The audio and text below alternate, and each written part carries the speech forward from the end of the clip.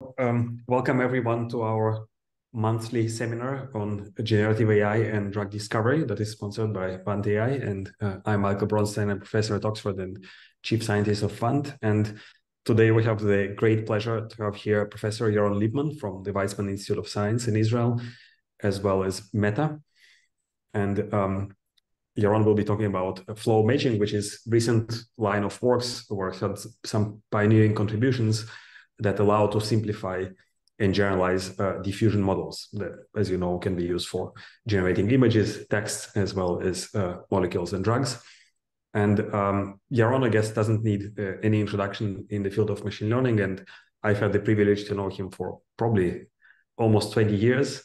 So he has made seminal contributions in a variety of fields, from geometry to computer graphics to computer vision, foundational contributions to geometric machine learning, and beyond that, he also formed a next generation of academic and industrial leaders in this field. Some of his students that are now faculty in their turn, such as Yaron, with whom I also had the pleasure to work together, really the inspiration for everyone in this field. And I should say the same about Yaron, that has been really one of the biggest influencers and inspirations for everybody working on these topics.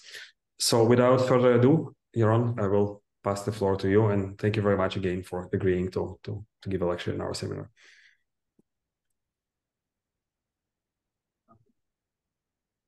So thank you very much for the too kind of an introduction, Michael.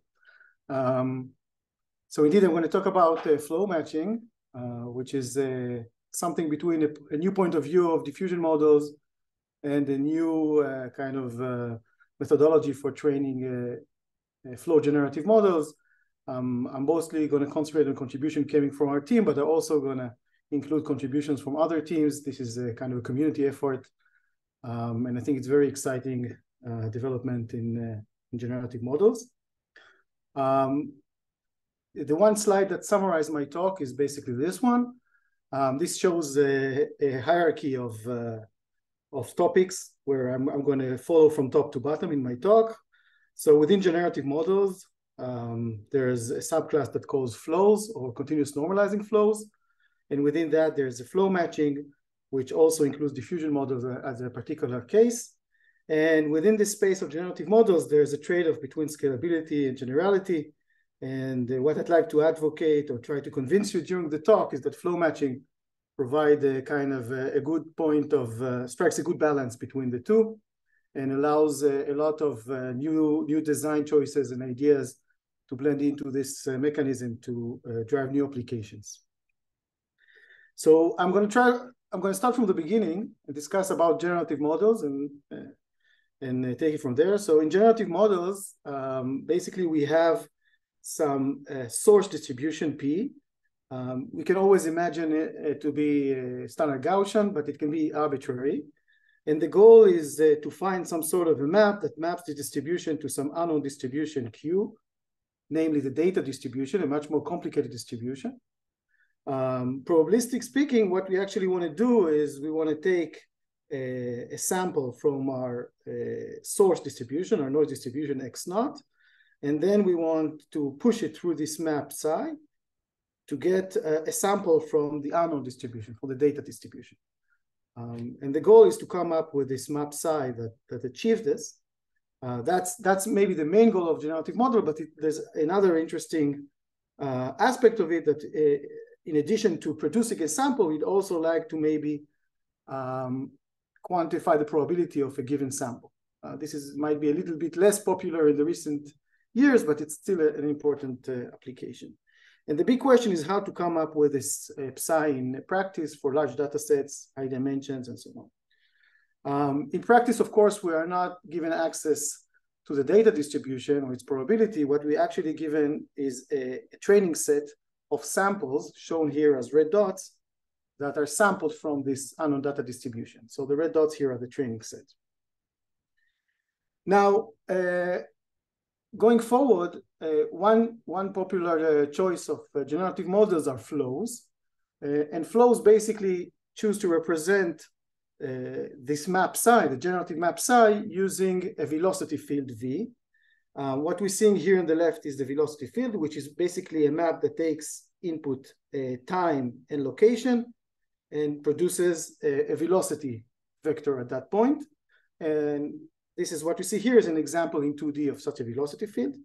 Now, flows use this velocity field to define the generative model, this transformation psi, using by integrating those velocities. So we start from some sample x naught, and then we follow the velocity field until time 1.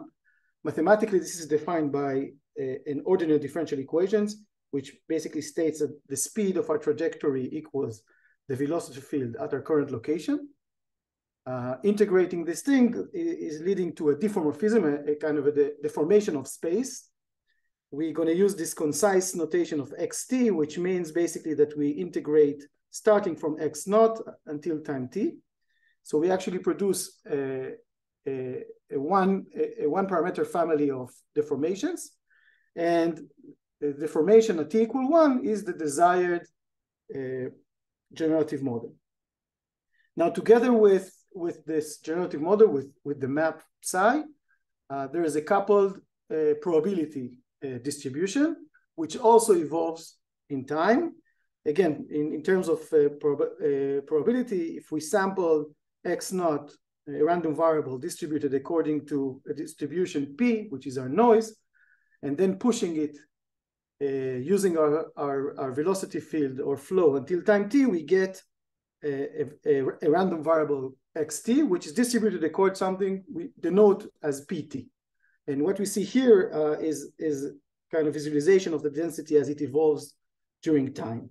Now, to understand how to couple between the velocity field and the probability, we use the fundamental equation of generative flows, which is called the continuity equation. This is a partial differential equation. There's also spatial derivatives here. And basically what it means is it kind of quantifies the change of probability at a fixed point. So we're fixing a point in space, and then the change of probability at that point is the divergence of the current, which is the probability times the velocity, namely quantifying the flux of incoming and outgoing probability, and based on that, changing the value of the probability at a certain point. This is it's a fundamental equation that motivates many of the flow algorithm, as we'll see, and also flow matching. Now, when we come to train a generative model, we have a representation. The velocity field is the representation, but we need a loss which is differentiable and tractable. And the first solution to this problem was basically to use a standard divergence to compare between the density generated by the flow and the training set, the empirical distribution given to us as the training set. And this was done by Chen et al. In neural ODE work, where the idea is to try to minimize the KL divergence between the density generated by the flow, called here P1, and Q. And this is equivalent to just maximizing the likelihood of samples. So the first non-trivial question is how, given a velocity field V, can we actually get gradients with respect to the log probabilities at certain samples? So we need to take a sample and compute its log probability. The way the authors suggested to do that is using the continuity equation. Continuity equation is a PDE, but when we try to solve it, we can use the point of view of characteristic, which basically turns it into an ODE along a certain path, the ones that are defined by VT. And basically you can write it down as this ODE that describe the change of log probability along this path. I'm not going to get into too much detail into this because that's not the main point of my talk, but the important part here is that in order to estimate the probability at a training sample, in order to train neural ODEs, you basically require to solve an ODE during iteration. So it requires you to do a simulation or use an ODE solver and backprop through it. And there's also an extra kind of complexity in the necessity of computing the divergence of this high-dimensional vector field.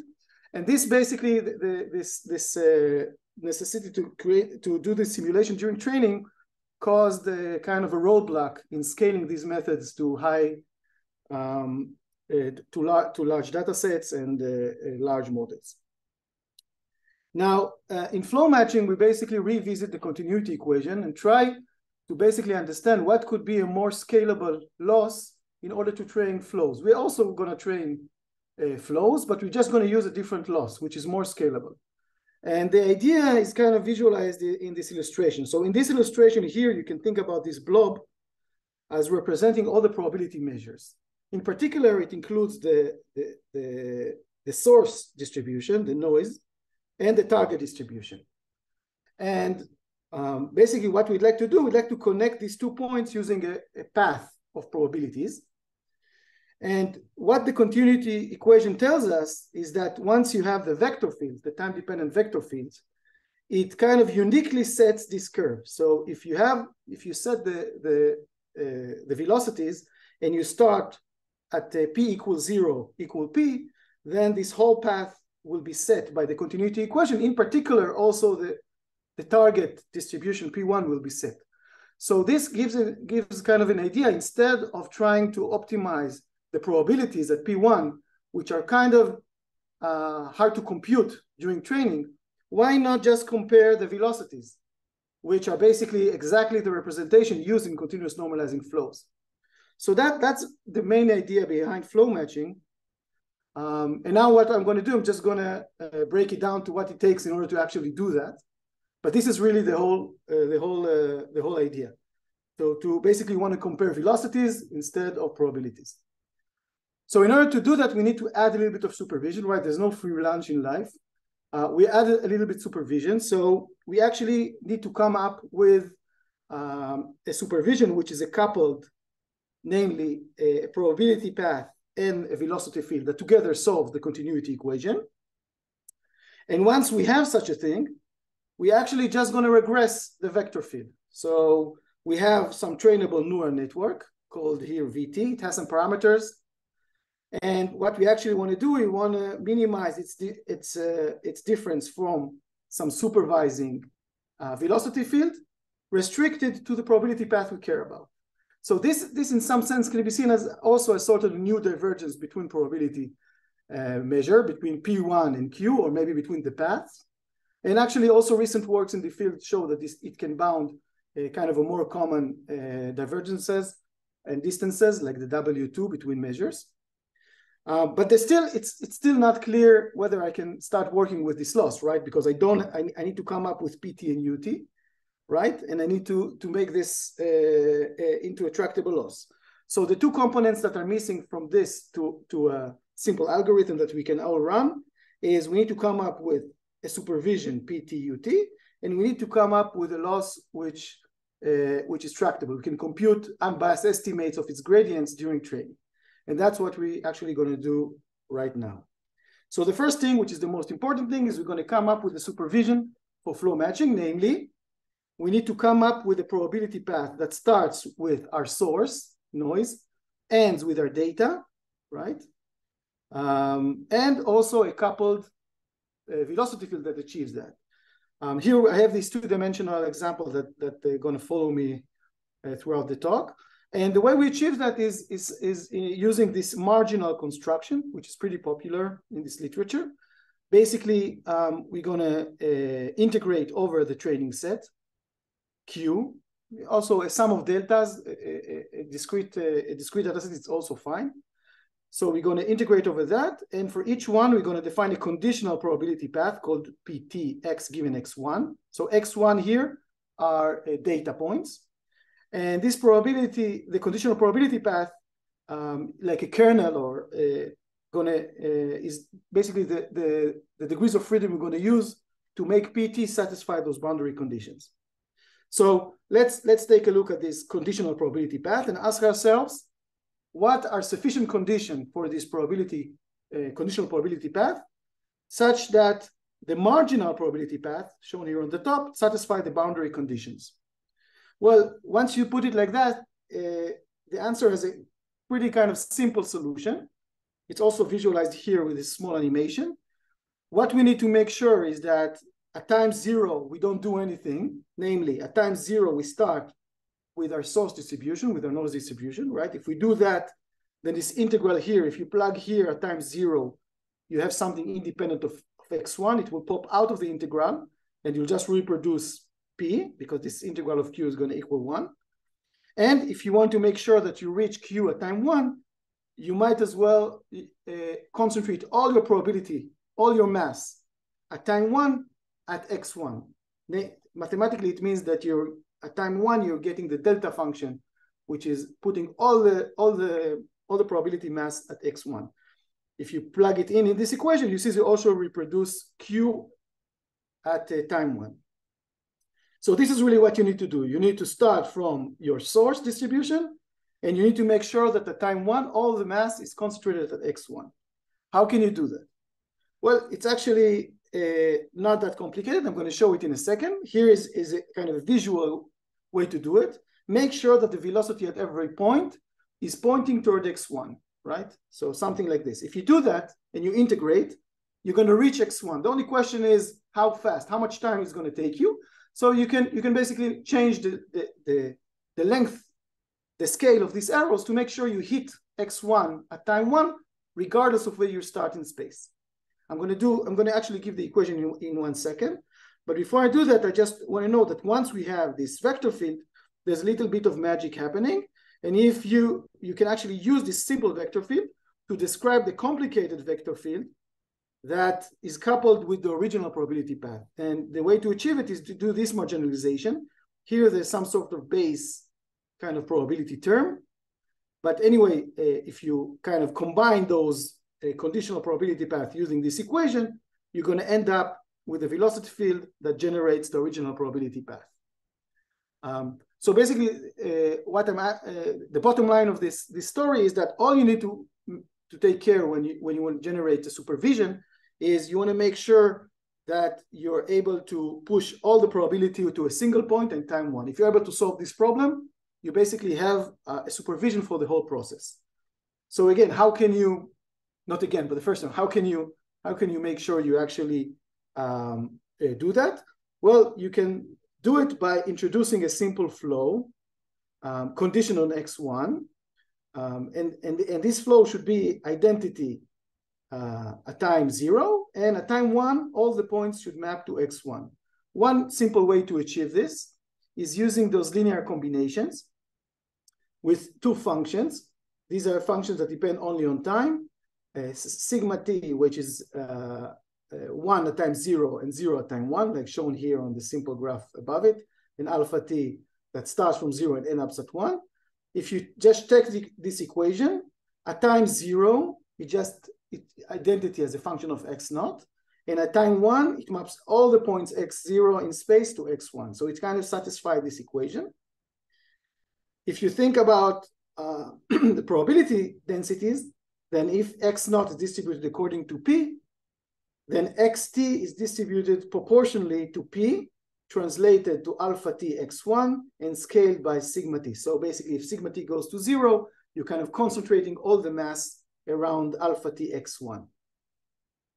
So this is a very simple kind of combination. Also, this alpha t and sigma t are related to diffusion, as we mentioned in a few more slides. Okay, so what we've done so far, we were able to formulate a family of probability path and their coupled velocity field that takes us from P to Q. Now what we want to do is to plug here this P here and this U here and solve. Well, it's not that simple, right? Because UT is a marginal term, need to integrate over all data. So we don't have a good way to plug it in here. A little bit of magic that comes into our help is actually that this loss, the flow matching loss, is equivalent to the same loss where we actually break it down to one training sample at a time. So instead of looking at the marginal UT and PT, we can just look at the conditional UT and PT, and we integrate over all examples. And it turns out the gradients of this loss completely coincide with the gradients of this loss. And we can very easily have unbiased estimate gradient of this loss by just randomizing a sample and a training sample and a point from the conditional probability path. One more simplification, which will be useful later on.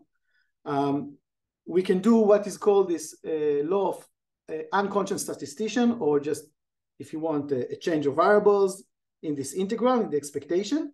And instead of sampling from PT, we can sample from X naught and then push them through the this conditional flow that we mentioned. If we do that, then we basically can integrate over training samples and source points, noise samples, and then instead of X sampled as PT, we just put XT here, and UT at XT, that's exactly the speed of the flow based on the ODE. So this is the simplified version. And basically we got to this basic flow matching training algorithm. And this is basically the whole thing. This is how it works. At each iteration of our training, we sample a time between 0 and 1. We sample a data point x1. We sample a source point, noise point, x0. We compute xt by this conditional flow that takes us from x0 to x1, for example, using those linear combinations. And then we take a gradient on the loss, which is basically just sampling our neural network at xt, and to be as close as possible to the velocity of xt. So this is the basic algorithm. I also want to mention the flow matching approach was kind of discovered in parallel from different kind of motivations and approaches by different authors. And I'm throughout the talk on the bottom right, I don't know if I mentioned before, I write down some relevant citations. Now, an interesting thing is that to note that in flow matching, we have so far, we have two kind of design choices, which are kind of free to choose. We can choose whatever source probability we want, P. It can be Gaussian, but it could be also other things. And we can choose arbitrary ways of flowing from noise to data. The only requirement is that at time one, we need to take all the mass to x1, if you remember. Now, after we train flow matching, sampling is basically taking the trained velocity field, starting from some source sample, and numerically solving the ODE until 1. You can use whatever numerical solver out there that you fancy. I think it's a good point to kind of highlight some relation between flow matching and diffusion, and it also will show in what sense flow matching is generalization of diffusion. So on the right-hand side here, I put the kind of the basic pseudocode for diffusion, and I think the important thing to note is that it also has this. It's already, I'm using the convention of x naught being noise and x1 being data. I know people in the audience that are used to diffusion models, it's usually reversed, but I think it's not the critical point. The critical point here is that in diffusion, you need to sample from a conditional probability, also based on a training sample. But this conditional probability is not arbitrary. It comes from a forward noising process. This forward noising process is usually, in the continuous case, a stochastic differential equation with a certain drift and diffusion. And you need to be able to come up with a closed form solution to the probability of these random variables that solve these SDEs. In the case of SDEs, the equivalent of the continuity equation is called the Fokker-Planck equation, but you still need to be able to come with a closed form solution of the probability, the conditional probability at every point. And there are various cases where solutions known. For example, the variance exploding, the variance preserving are two such examples, but these are not arbitrary paths. And it's important to note. One restriction is that they're all Gaussian, so they are all kind of a translation and scales of Gaussian. And also the different schedulers, which are those parameters that multiply the mean and the variance, need to come from a diffusion process. For example, the variance preserving one has this exponential thing, which also show another problem in diffusion models, that at finite time, you cannot get to a perfect noise, to a perfect Gaussian. You always need to stop a little bit before that. So two things that we see that you can actually kind of avoid is, so in diffusion models, the necessity of P of being a Gaussian and the fact that you can reach noise in finite time are two kind of limitation factors. And what flow matching basically says is that these are not actually the parts that are really important in this framework. If you release yourself from being obligated to a forward stochastic process, you can just from the get-go design a forward, just a process that takes you from source to target and just regress that. That's the difference. So in some sense, I would say flow matching keeps the essential of diffusion, but kind of let go of all the other restrictions that are not necessary in order to generate a flow that takes you from source to target. So you have this extra degrees of freedom you can play with. Okay, let's use this extra freedom to just design a new simple non-diffusion conditional probability path. So one very natural choice is to use optimal transport. So if you start from, let's say, a standard Gaussian, and you want to concentrate this standard Gaussian at a single point, where we imagine single point as to being a Gaussian with a standard deviation 0, then maybe a very natural thing is to take the optimal transport, which for this specific case is known in closed form. It's basically you have to translate the mean of the Gaussian linearly from 0 to x1, and the standard deviation should linearly decrease from 1 to 0. This is the corresponding velocity field, which means you always point to x1 and you scale by the amount of time that you have left to get there, 1 minus t. And in terms of the flow that actually performs this is just moving every point in constant speed in a straight line between the source and the target. So this is how the trajectory looks in the conditional case. And here's a comparison with a diffusion probability. Now, as we know, diffusion, if you imagine the diffusion process, if you put a heat source in your bathtub, or you think about it, the diffusion immediately kind of expands in all directions. And since diffusion models reverse this process, we see this kind of overshoot around this point. Because if you start from this point and you think about diffusion process, the diffusion would move in all directions a little bit, and then will be pulled using the drift to the center. This is why you see this strange behavior around this point for diffusion. For conditional optimal transport, you don't have that because in conditional optimal transport, you optimize for the work you do. So there's no point in taking extra distance in traveling. Now, an important thing to note is that although we are using conditional optimal transport path, we are not, the marginal probability path and the marginal velocity field are not optimal transport. Optimal transport is not a linear equation, and we cannot just aggregate many solutions to conditional x1 in order to get the optimal transport for the whole thing. Not at all. But an interesting point of view, in a recent paper, what we will be able to prove is that when you think about sparse data in high dimensions, here we have some sort of construction that shows the size of data set divided by square root of the dimensions goes to 0. But again, it's just a model. It turns out that the conditional optimal transport is the most kinetic optimal among all possible schedulers. Kinetic optimal, meaning that it minimizes the kinetic energy, meaning that its path are the straightest and the most constant speed of all possible schedulers. It doesn't mean that it solves the optimal transport problem, but it means it's more optimal transport than any other schedulers in those high dimensional regimes.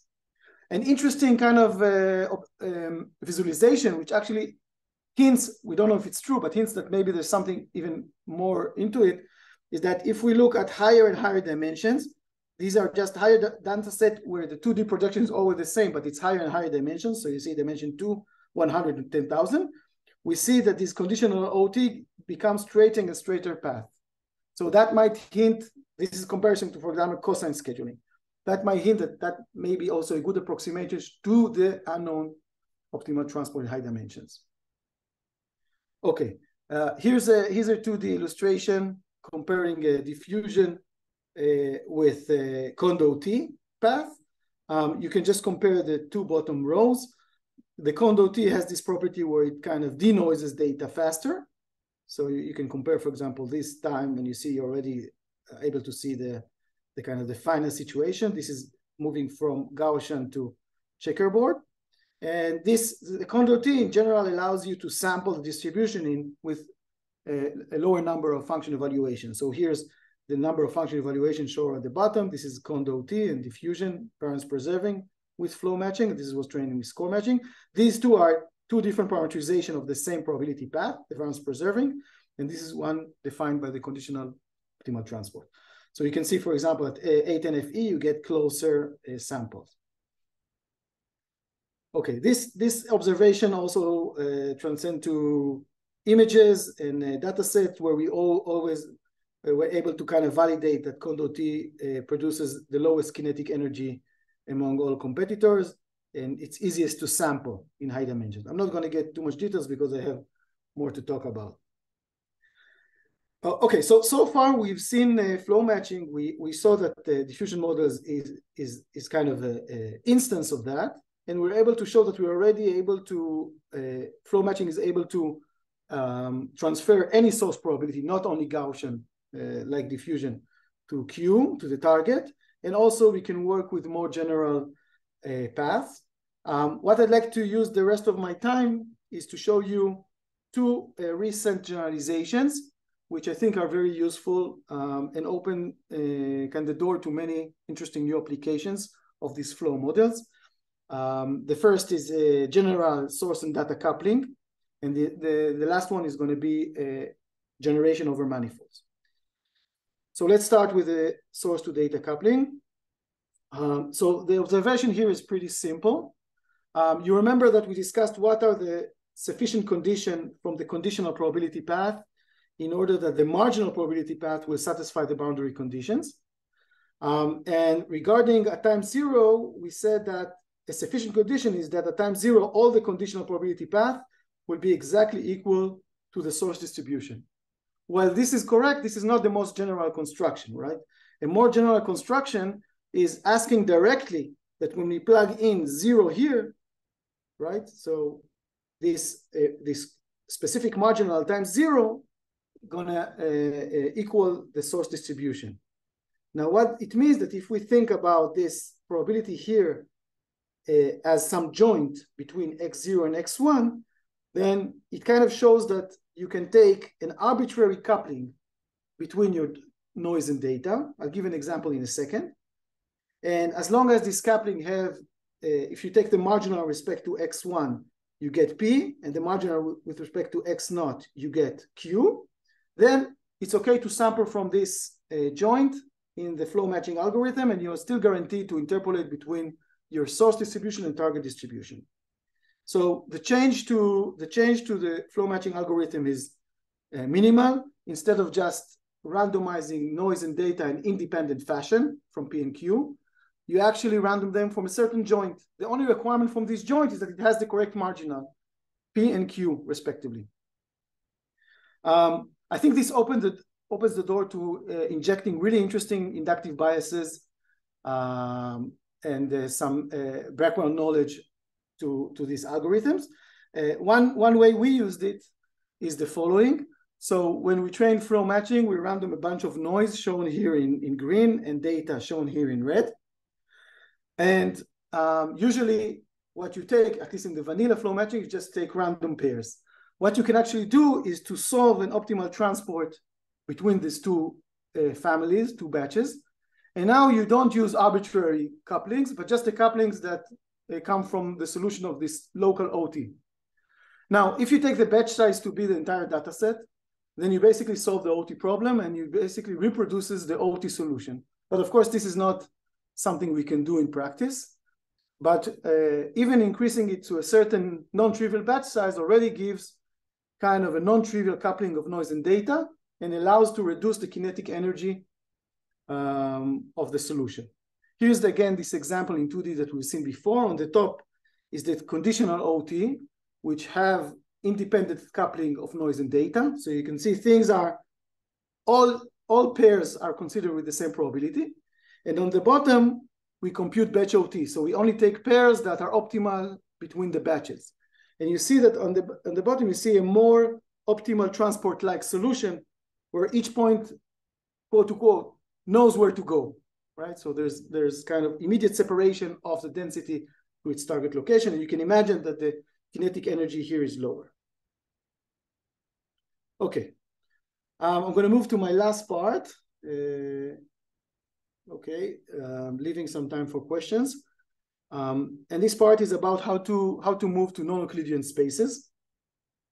So in general, flows, continuous normalizing flows, generalize pretty straightforwardly to non-Euclidean geometries, in particular Riemannian geometry. There's only a relatively small amount of changes that need to be taken care of. The first is that the vector field is a vector field on the manifold, meaning that for every time and point x on the manifold, you prescribe a vector field on the tangent plane to the manifold at that x.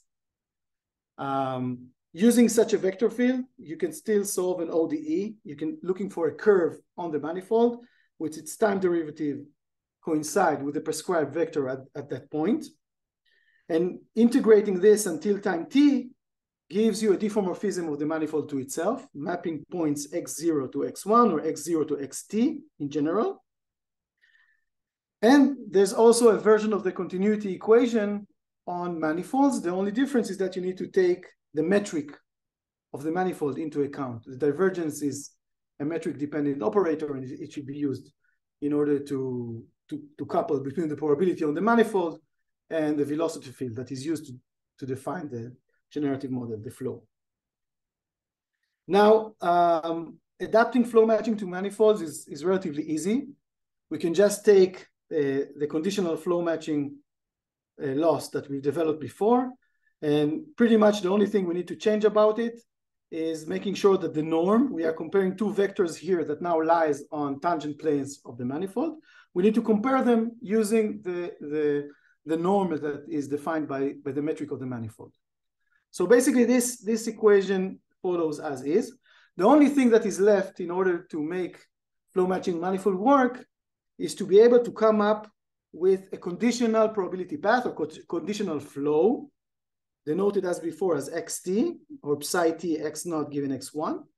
And again, I remind you, the only thing that this conditional flow should satisfy in order for the whole thing to work is that it should basically take any point x naught and move it on the manifold and hit x1 at exactly time 1. So that's the property we need to make sure that for t equals 0, we are the identity, and at t equal 1, all the manifold is contracted to a point x1. So how can we construct such flows? So we divide it to two different cases. The first case is the simple manifold case. What do we mean by simple? Simple, we mean that we have a closed form way to compute the geodesics, and we can interpolate along geodesics. So this is using the logarithm, the exponential map. For those of you who don't know this notation, it's basically the exact linear equivalence of convex combination with the parameter t between 2 points. It's basically taking the t fraction of the shortest path between the 2 points. So if we have that, it's pretty straightforward how to make flow matching work.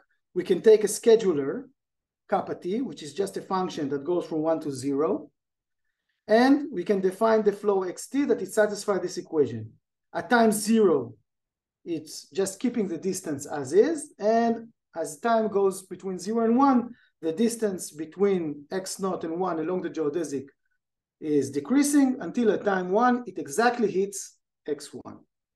How can we write it in closed form? We can just write interpolation along the geodesic with this kappa t as the parameter. So we just move along the straight line between x0 and x1 at a certain speed dictated by kappa t.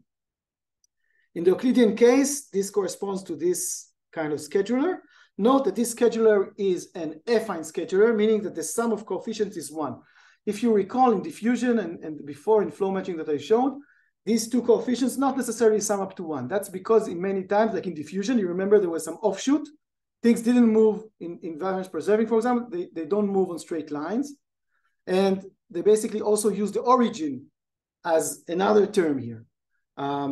in manifolds, especially symmetric manifold, it's not clear that there's a special point like the origin, and therefore it's not clear that you want to use a scheduler with two functions, and maybe just convex combination of 2 points is enough. But again, there's an interesting question here where the more general scheduler could be interesting in this scenario.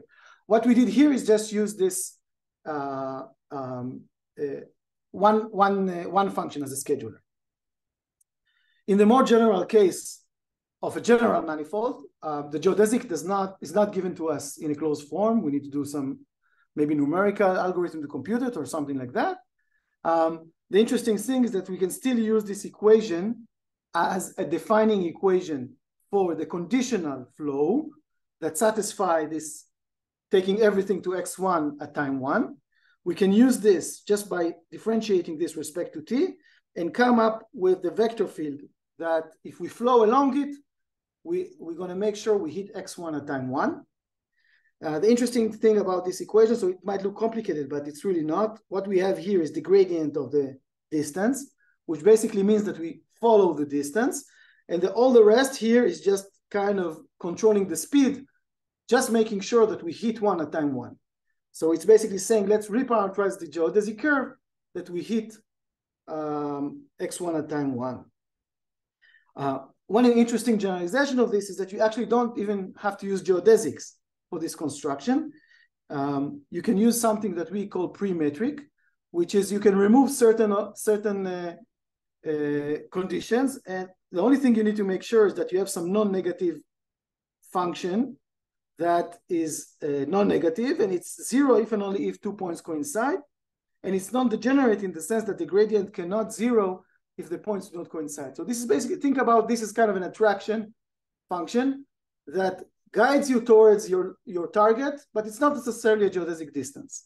An interesting family of such distances or pre-metrics are the spectral distances. So these are defined using eigenfunction of the Laplace-Beltrami operator, which are the canonical generalization of the Fourier basis to general manifolds.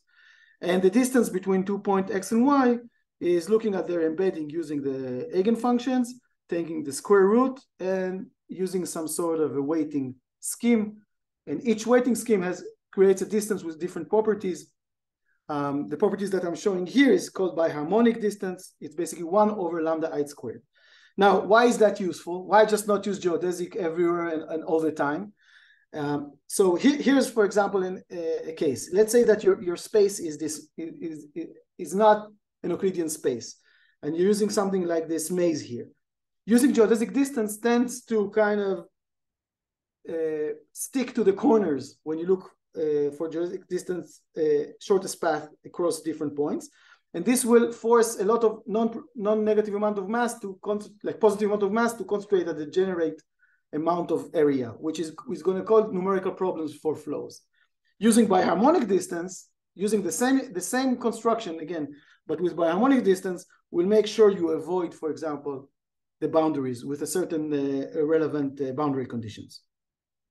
Another reason to use other distances is that, for example, the spectral distances can be more robust to holes and topological noise like shortcuts in the manifold.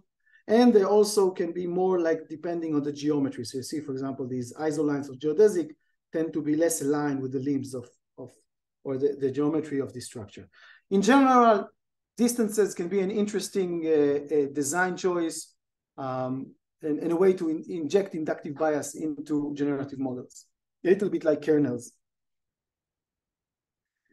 Okay, so at the end of the day, flow matching in general spaces is pretty much the same as before. Here, actually, it's written without this coupling, but you can also use the general coupling of noise and data. It doesn't matter. The only thing here in red is what's important is that if you're in a simple geometry, you can just use the geodesic interpolation. And if in general geometry, you can simulate using solving an ODE, which is not optimal, but it's doable. It's done here on the right, for example, using this UT, the equation of which we've shown in a previous slide.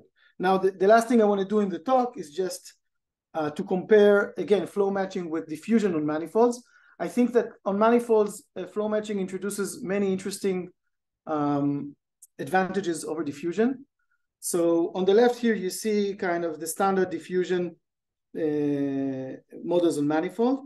And the thing with that is that it introduces certain places where you introduce bias or error during the algorithm. So even if we consider simple geometry like a sphere, simulating sampling from a conditional, so in a sphere, we need to sample from the heat kernel, which is basically the conditional probability path from a point. We don't have a closed form for that, and then we need to sample to do some simulation in order to sample it. Even on the simple manifold of a sphere, we need to do some simulation. That's the first source of error. And then for doing like score matching, you have to do one of two things. Either you have to approximate the score, which again, since we don't have a closed form formula for the heat kernel, we need to use some sort of approximation like eigen expression or the Vardan formula, which is only justified for short times, and the eigen expression I'm going to show in a second. Or you use implicit, which require divergence computation, which introduces extra variance. On simple manifolds, like spheres or groups, like transformation groups, SO3 or hyperbolic manifolds, so on, there's no errors introduced in flow matching. You just use the exact formula of geodesic, and you don't have any bias in approximating, in computing the gradients of the loss. When you go to a general manifold, then you need to solve an ODE. That's true. A little bit similar like diffusion models, but it's ODE and not SDE, which arguably is a little bit simpler to solve. Let me just show you a particular kind of a difference when you talk about bias. So when let's say you want to work on a sphere, so here you see a bunch of spheres, and let's say that you want to do a conditional probability path where x1 is the north pole. Then if you want to use, for example, eigen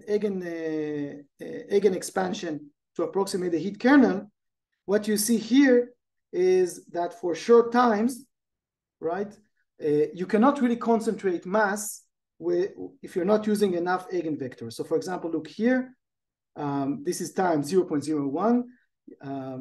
You want to concentrate the mass at the North Pole.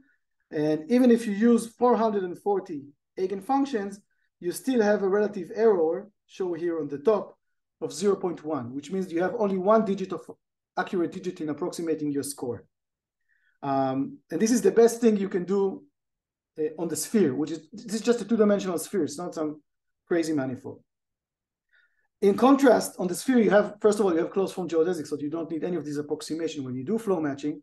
But even if you use, let's say, spectral distances, like biharmonic distance, it turns out that even using as few as 3 eigenfunctions, which in this case are the XYZ, the spherical harmonics, after the constant one, you have X, Y, and Z, already 3 eigenfunctions separate all the points on the manifold. So you don't approximate the spectral distance maybe, but you already separate all the points, which already guarantee that you're able to concentrate all the mass to infinite precision, okay, to the numerical precision at time equal 1. So I think this is kind of highlights that the bias in the heat kernel is something which is, it's not trivial. It's not something that is easy to get away with. And if you just talk about distances, then sometimes it's much easier to just say how, like to come up with a measure of distance between points that allows you to learn an effective flow model. That's it. I think I'm done. Maybe just showing that when we tried the scaling uses this high dimensional tori, and compared to the Riemann score-based method to flow matching, we saw that indeed the flow matching scales much better to higher dimension, and we attributed that to its kind of not accumulating errors and bias via various approximation, as I just mentioned. Let me conclude real quick. So flow matching is a flexible framework for training generative flows. It motivates and influenced by diffusion model, but it simplifies it, arguably simplifies it, and definitely generalize it to allow new components put into the mix. So far, it was shown to be able to train train flows which are easier to sample in terms of sampling speed and stability. It can incorporate general source, so transfer between arbitrary source and target, not just between Gaussian noise. It also doesn't have the problem of noise at finite time that diffusion has, and it shows like better performance and scaling on non-Euclidean data. And I invite everybody else to think about these problems and use it to develop it and show new applications. I want to thank all the co-authors of mine that contributed to things that I've shown in the talk, and to the entire community and the people I mentioned. I gave credit that contributed to different parts of the ideas that support this theory. So thank you so much, and thank you for inviting me again. Thank you very much, Yaron, for a great talk. So cool to see manifolds remind some of the stuff that I guess both of us were doing from sometimes in yesteryears. So we actually have a lot of questions. I will try to go through at least some of them in the time that we have. So a few questions about the comparison and the differences, advantages, disadvantages between diffusion models and flow matching, and what, in your opinion, are the main differences, if you can, again, maybe summarize and highlight them. And maybe a more general question, what is the main limitation of flow matching and the main open problems with this approach, and where would you like to see it evolve in the next couple of years? Mm-hmm. Yeah, so first of all, regarding the differences to diffusion, so I think the main difference is basically the ability to work with general source distribution and design a more flexible probability path, and I would say the ability to basically create a simulation-free algorithm on manifolds using arbitrary couplings of noise and data, and I think these are the main things. In terms of the drawbacks that still exist, that I think worth thinking about. So there is, so in some sense we gain scalability by introducing more supervision. So we didn't just use the probability. So for each probability path, there's a myriad, like a collection of vector fields that describe it. We kind of fixed both of them. And there's a good question of whether there's going to be a simulation-free method that can push this back to probabilities. So we'd like to reduce the supervision as much as we can. I think that's a good question, both for more general manifolds than what we call simple manifold, but also for images. I think another kind of future direction, which I'm personally interested in, is to see, and this is something we see also in diffusion models, is how can we use these models as priors to other problems?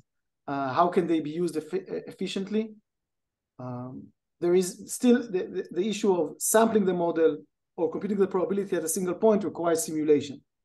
Although the training does not require simulation, sampling and computing probability does require. So there's also this question of how this can be used efficiently in downstream algorithms, where this is a major limitation.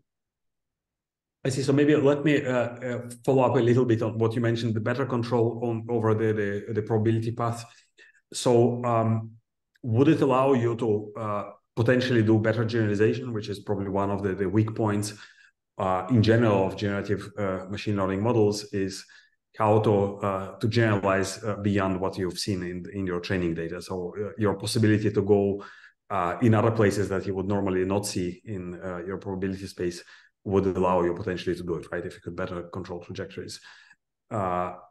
Has much been done in this direction? And what do you think of the promise of this?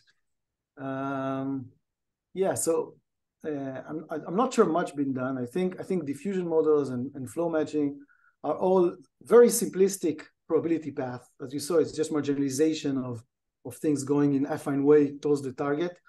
I think one way is to use maybe more general distance measures, like I've shown, like with certain embedding. Once you embed it with a function, you can now define a more general kind of distances, and then the path can be general.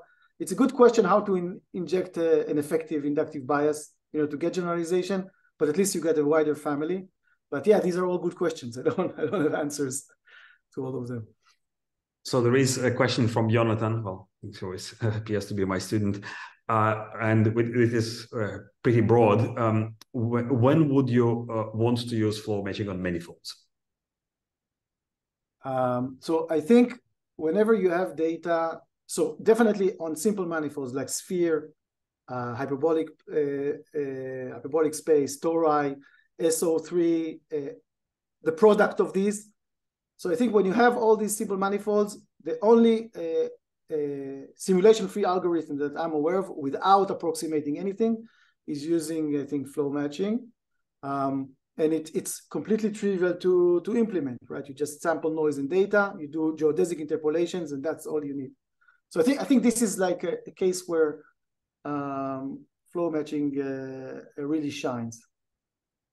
So maybe I can add to it, well, in the context of drug design. So when you try to generate the backbone of a protein, so you can represent it as a product of rotation. So S E3 to the power N. And there have been works, well, including some stuff that we've done that use these methods to generate proteins. I think just adding on that, I think what you did, Michael, and also others, is also change the prior distribution to something which make more sense. So changing the prior distribution to be closer to the target is also a good way to have generalization work better for this data. Which you don't have in diffusion models. Yeah, so yeah. That's another advantage. So there is specific question, the diffusion trajectory you're showing is that of PFOD or the SD, it's very smooth. So is it, well, I don't know whether you remember that part of the presentation. So what's the question again? I'm sorry, I didn't... The diffusion trajectory you're showing is that of PFOD or the SD. It's very smooth. So PFO, you mean this? I'm assuming this thing. I believe so. Yeah. So this is on the left hand side. This is the variance preserving trajectory. So it's the one that is described here. So t here is some quadratic function of t. It's actually, and these are the probability path. So what is called variance preserving path? So another question, comparison between flow matching and Schrodinger bridges. Yeah. So I think Schrodinger bridges is so first of all I would say there is like a Schrodinger bridge version of flow matching, which is basically there is a stochastic version of flow matching for Schrodinger bridge when you use the standard bridges with the linear interpolation between the points and this Gaussian that goes from 0 to 0. For me, I think the interesting question is if you want to just generate samples based on source and target, what would be the benefit in using stochastic version? In some cases, I know in the past, like the Keras paper, it has been shown that it produces a better FID. I don't know, maybe. But for me, it's an interesting question whether you would like to add this extra structure of stochastic, like a bridge, which adds stochasticity to the path. What does it give you except beyond just matching the marginal probabilities at the source and target? I'm not convinced that there is a strong argument for that. I think that for people that want to model a physical phenomena where time is important, then it might be useful. But if you just want to interpolate the probabilities, it's a good question of what do you gain by adding the stochastic part. Thank you. So I guess we're out of time. So Yaron, thanks a lot again for this talk. So it was really great to see you and hear you. And well, for all the participants, thanks for coming and joining the seminar. And the lecture will also be published on YouTube. And Yaron, maybe well, people were asking for your slides, so well, then maybe if you're happy to share them, we can maybe also link them to the YouTube channel. So Thank you very much, everyone, again, and have a good evening.